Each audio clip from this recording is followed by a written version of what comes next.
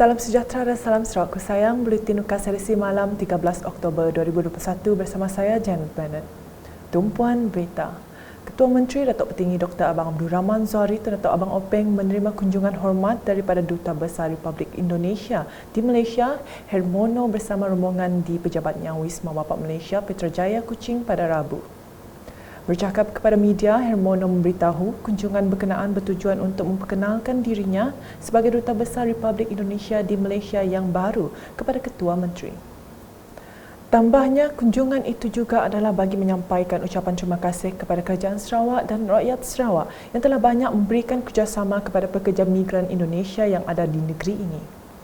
Selain itu juga saya menyampaikan ucapan terima kasih kepada pemerintah Sarawak dan juga rakyat Sarawak yang telah banyak memberikan kerjasama pada pekerja migran Indonesia yang ada di Sarawak. Kita tahu banyak warga Indonesia yang bekerja di Sarawak ini, dan selama masa pandemi COVID ini banyak cabaran yang dihadapi oleh warga Indonesia, dan tentu kita sangat berterima kasih warga Indonesia juga diberikan perlindungan dan juga bantuan selama terjadinya pandemi ini. Dalam pada itu, Duta Besar Republik Indonesia di Malaysia itu juga memberitahu beliau turut bertukar pandangan dan membincangkan kaedah untuk meningkatkan hubungan antara Indonesia dan Malaysia, khususnya dengan Sarawak dalam pelbagai bidang.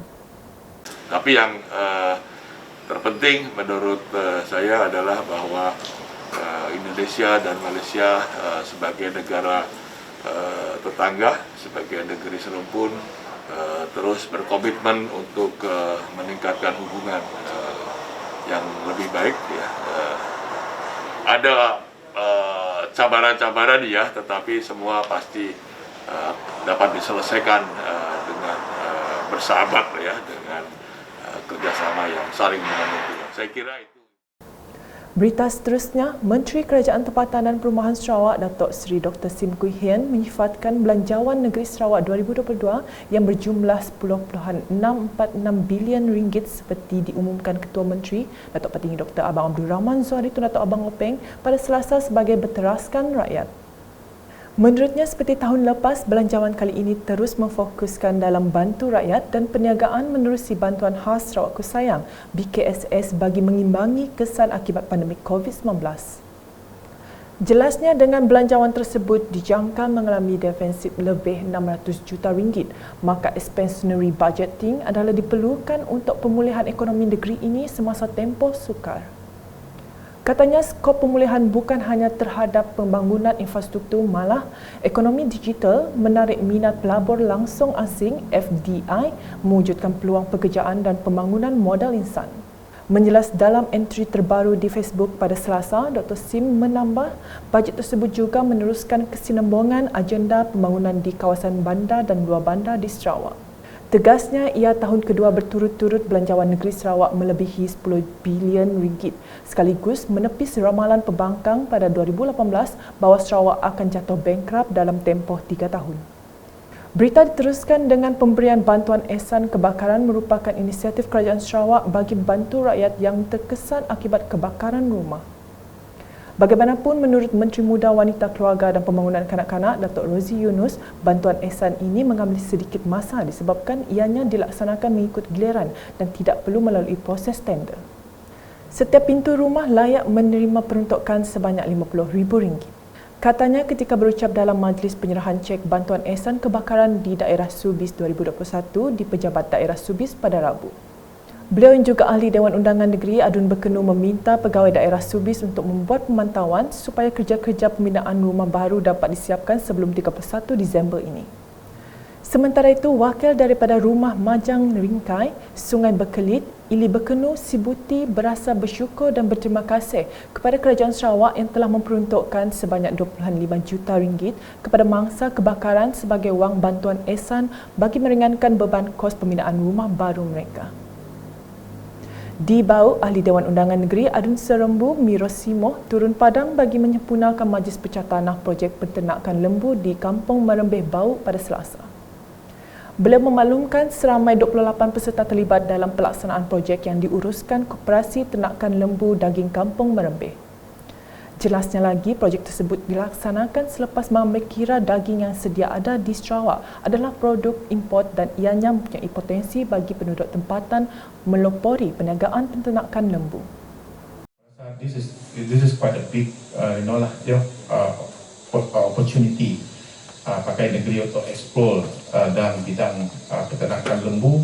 Mengingat keadaan otot di negeri Sarawak otot berada di tengah Asia sebenarnya, tengah Asia. Dan market otot paling ayu suara sekali doktor. Market otot Singapura, Semenanjung, Indonesia, China, Hong Kong, Korea, suara sinok-sinok. Motoran ekspor tersinok. Bayangkan New Zealand ni di dunia tengah dia ekspor daging. Nak sinok dia aneh. Pak otot dia di tengah-tengah.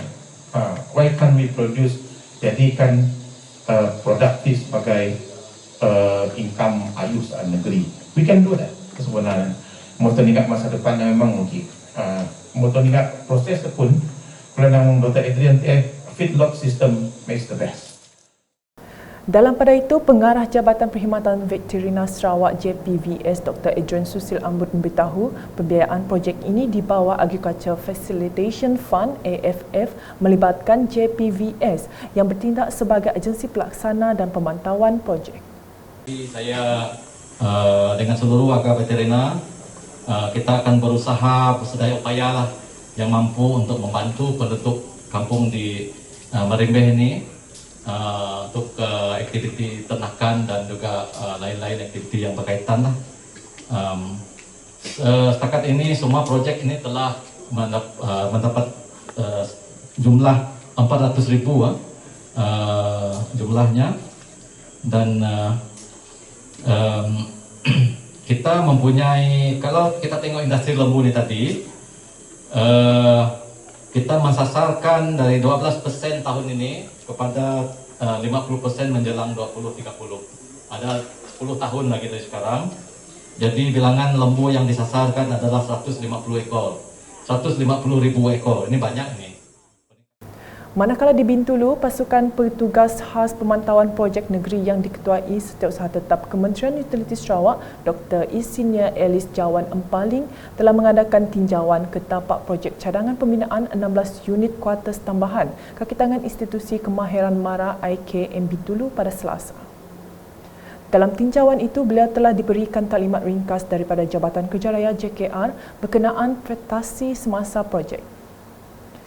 Projek cadangan pembinaan 16 unit kuartus tambahan kaki tangan IKM Bintulu berjumlah lebih 11 juta ringgit dan dilaksanakan kontraktor Jati Igan Senen Berhad bermula 4 Jun 2020 dan dijangka siap pada 8 Januari 2022. Selepas itu, pasukan petugas khas pemantauan projek negeri turut mengadakan lawatan ke tapak projek merata tapak bina baru rumah Ngelambong Jarak di Batu 26 Bintulu. Projek tersebut melibatkan kos RM100,000 dan dibina kontraktor Green Energies. Turut ditinjau projek naik taraf Dewan Serbaguna Kampung Baru Bintulu yang berjumlah RM200,000 dan dilaksanakan kontraktor Adil Enterprise. Ketiga-tiga tinjauan ini adalah untuk memantau dan menjalankan intervensi terhadap projek yang dikenal pasti bermasalah. Selanjutnya, Pemangku Ketua Wanita Parti Pesaka Bumiputera Bersatu PBB Cawangan Kabong, Norma Ahmadin telah menyerahkan bantuan perubatan dan bantuan pendidikan secara one-off kepada 17 penerima yang layak pada Selasa. Program hulurkan bantuan ringankan beban tersebut telah disampaikan ke rumah penerima-penerima bersama Pergerakan Wanita PBB Cawangan Kabong. Antara penerima bantuan perubatan one-off adalah Awah Hasbihima, Muhammad Fazili, Kuasa Bujang, Marjidi Sahari, Dola Saleh dan Muhammad Ashraf Taib, di mana masing-masing mempunyai masalah penyakit kronik dan perlu membuat pemeriksaan lanjut di Hospital Serikeh. Manakala penerima-penerima bantuan pendidikan secara one-off adalah seperti tertera.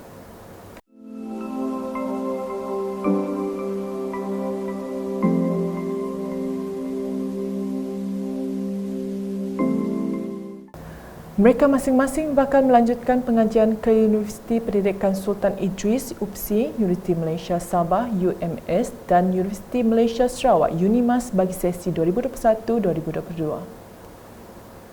Laporan seterusnya mengenai usaha membantu pekebun memasarkan hasil tani dipegiatkan Pertubuhan Peladang Kawasan PPK Kalaka dengan membeli sejumlah 70 kg cili untuk diagihkan kepada penduduk setempat.